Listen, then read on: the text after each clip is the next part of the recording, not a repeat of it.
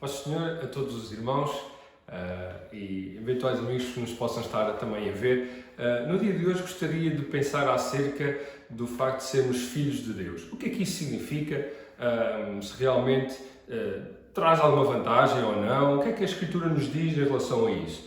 Para tal, vamos olhar para a primeira carta de João, começar no capítulo 2, versículo 28, que diz: E agora, filhinhos, permanecei nele, para que quando ele se manifestar, tenhamos confiança e não sejamos confundidos por ele na sua vinda. Se sabeis que ele é justo, sabeis que todo aquele que pratica a justiça é nascido dele. E qualquer que nele tem esta esperança, purifica-se a si mesmo, como também ele é puro.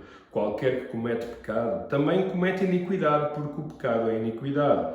E bem sabeis que se ele manifestou para tirar os nossos pecados, e nele não há pecado. Qualquer que permanece nele não peca, qualquer que peca não viu nem o conheceu. Então, aqui nestes versículos falam-nos do que nós podemos dizer da prova da nossa filiação. Prova em que sentido? Prova em relação àqueles que nos rodeiam. Como é que as outras pessoas podem ver que, de facto, quando um cristão diz que teme a Deus, que é filho de Deus, como é que ele pode ver isso? Então aqui, o versículo 28 que nós lemos, começa por dizer, João começa por nos indicar que devemos permanecer nele, que devemos permanecer em Deus. Então, por causa de quê? Por causa da vinda de Jesus, como diz aí o verso 28. Então, ele diz que a nossa esperança está realmente na sua vinda e que a nossa ligação a Ele é importante não pensarmos nisso, quando eu morrer, um dia mais à frente eu posso pensar, mas não. Porque não sabemos quando esse dia acontecerá ou ocorrerá, nós então devemos seguir aqui o conselho de João, quando ele diz que devemos permanecer nele. E é interessante que ele aqui vai dar duas reações, ele vai apresentar duas reações do que em relação a isso. Ora, confiança versus vergonha. E a confiança que ele diz aqui, que ele fala aqui, é uma confiança que surge da condição moral em que os filhos de Deus vivem. Então, uma confiança que indica que o cristão hoje pode se aproximar de Deus pela oração, que na vinda de Cristo ele também está seguro de que estará com Ele e que num dia de juízo, ele não tem que temer porque é então um filho de Deus. Mas, por outro lado, ele diz aqui no verso 28, para que nós não sejamos confundidos ou envergonhados. E certamente muitos que não querem saber de Deus, muitos que não querem deixar isso para mais tarde, um dia podem realmente ficar envergonhados diante dele. Certamente muitas pessoas ouviram falar de Jesus, muitos até caminharam com ele, mas deixaram por alguma razão. E que nesse dia que não possam ser então envergonhados.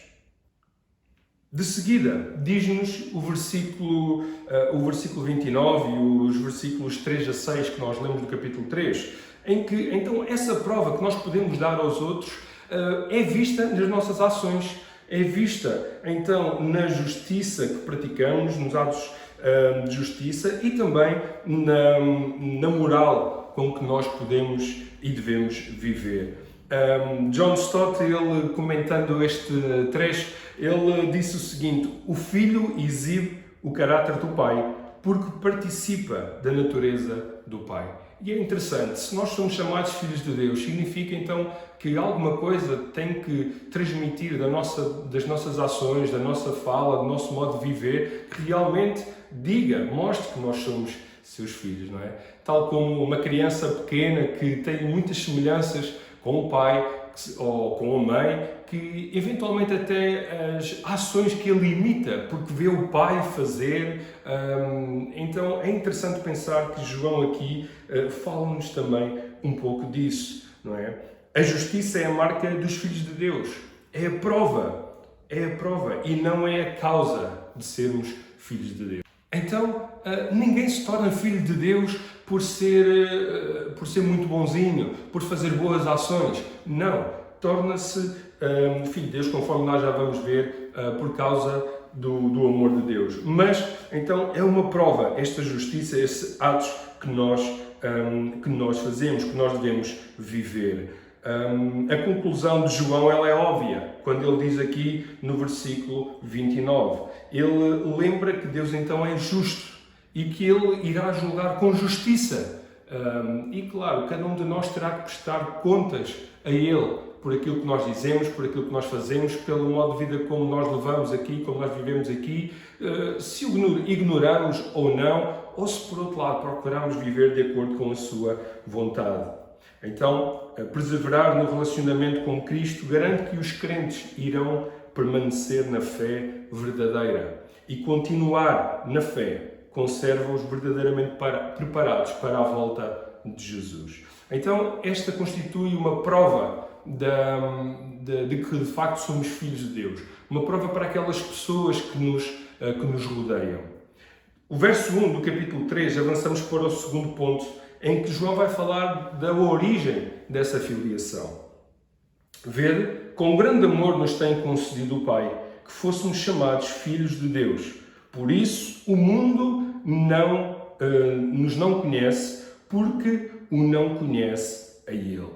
Então, aqui João lembra que o que nos torna filhos de Deus, ou porque somos chamados filhos de Deus, então, como eu disse antes, não é aquilo que nós podemos fazer, mas foi por causa do amor de Deus. E ele classifica aqui como um amor grande, não é? Ele diz, quão grande, como que ele disse assim, não há amor que se possa comparar. E, de facto, o amor de Deus em nós leva-nos a sermos conhecidos por Ele, não é? O grande amor que foi demonstrado na cruz, quando Jesus morreu por cada um de nós, para nos dar salvação, perdão efetivo dos nossos pecados, conforme diz o verso 5, que nós já lemos, mas eu vou voltar a ler. E bem sabeis que Ele se manifestou para tirar os nossos pecados. Então foi por isso que Ele veio. E esta é a maior dádiva de amor. Mas é interessante que esse amor, como diz João, ele não foi apenas demonstrado na cruz. Ele pode ser sentido, ele foi-nos concedido a nós. Então é mais do que uma observação, é algo que nós podemos tomar, é algo, por assim dizer, é algo que nós podemos realmente sentir, não é? Ele diz, vê com grande amor nos tem concedido, Ele tem-nos dado. Será que tu tens sentido o amor de Deus? Será que tu tens o amor de Deus? Ou será que só ouviste falar e achas muito bonito, é muito bom para os outros, mas desafio-te então é que coloques fé nessas palavras, porque podes também experimentar esse amor. Mas se de facto somos conhecidos por Deus, sentimos o seu amor, ora diz o versículo que o mundo, ou seja, aquelas pessoas que não amam a Deus da mesma forma, que não por assim dizer, ignoram a sua presença, a sua palavra, ele diz, desses nós não somos conhecidos. Porquê? Porque, claro, ao ver o amor destes, quem é que morre pelos seus inimigos? Quem é que está pronto a dar a sua vida por aqueles que o maltrataram? Não é? Então, este não é o nível de amor humano que é proclamado pela sociedade em geral. Por isso, causa desconhecimento, admiração, como que perguntando, mas de onde é que vem esse amor? Não é? Então, esse amor é um amor divino. Portanto, a origem da nossa filiação, do facto de sermos declarados filhos de Deus, tem a ver com o Pai. Então, a origem é divina. Por último, versículo 2, vemos o resultado, um dos resultados dessa filiação. Afinal de contas, o que é que nos espera? Deus trata-nos como filhos, e não só tendo todo o seu cuidado, Hebreus lembra-nos que Ele também nos corrige, disciplina, porque nos ama, tal como nós fazemos com os nossos filhos. Mas diz o verso 2, agora somos filhos de Deus e ainda não é manifestado o que havemos de ser, mas sabemos que quando Ele se manifestar, seremos semelhantes a Ele, porque assim como é, o veremos. Então, João fala aqui de uma semelhança que teremos com o Senhor Jesus. E é o encontro com o Senhor que fará isso. É quando o virmos. E se é certo que a imagem de Deus na humanidade foi manchada pelo pecado, aqui, claro que depois nós desenvolvemos todo este assunto noutros versículos da Bíblia também, mas aqui vemos que há um restaurar dessa própria imagem. E isto é um processo contínuo. João, ele lembra que ainda não estamos acabados, por assim dizer, não é?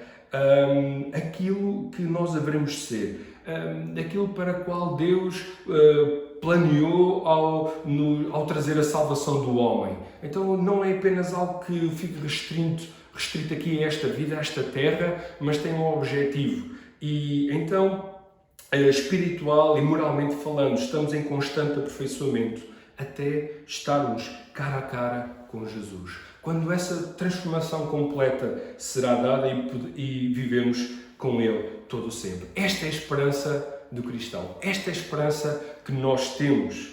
Então vamos cooperando com Deus neste processo diário e como os versículos finais nos mostram, a pureza na nossa vida é uma marca fundamental de que somos seus filhos.